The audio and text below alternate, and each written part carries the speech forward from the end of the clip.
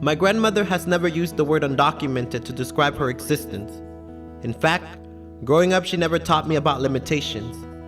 Most of the folks on my block shared a similar experience, so there was no dialogue around our status in this country. We all know where to get fake micas or any other documents needed to work in this country. I never felt alone or depressed. In high school, most of my peers were and continued to be undocumented, so conversations around our status were not important because there was a common understanding that this was a simple reality and not our identity. We were more than the lack of a social security number. I am beginning a conversation with myself about defining my being by laws that can never summarize my existence. I'm thinking about integration and its ongoing trend to be called American. I'm thinking about words like dreamer and illegal, language that is stagnant, that in no way, shape, or form speaks truth about the complexities of being and the connections that we have as humans beyond borders and political system. It is like defining your being by building fences, telling folks this is me, read the sign.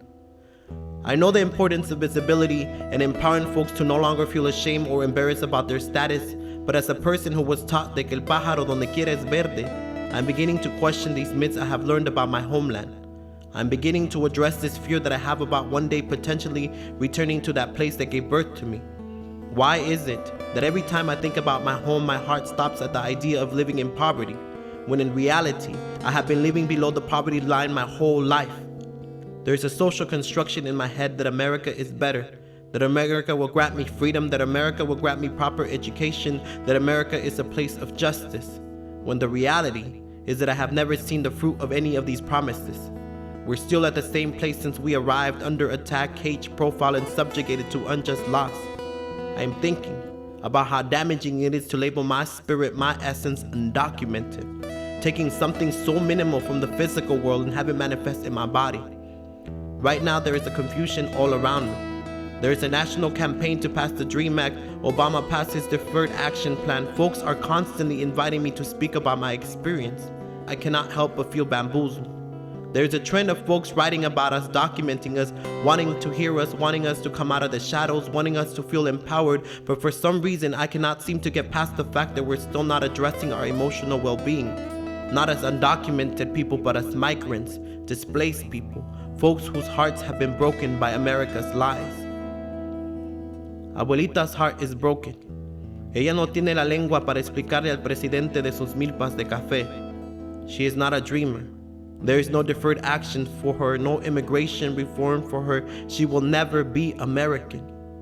One day she will pack her bags, purchase a plane ticket and return home. She will look at the streets, try to remember how things used to be, but time has not passed since she left. Her comadres have passed.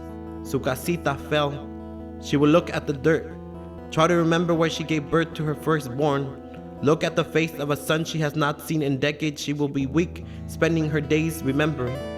Abuelita will slowly dig her grave, crawl back into the land that brought her to this journey, return to the center and migrate to the spirit world. There, she will no longer need papers, no longer be poor, no longer ache, no longer be brokenhearted.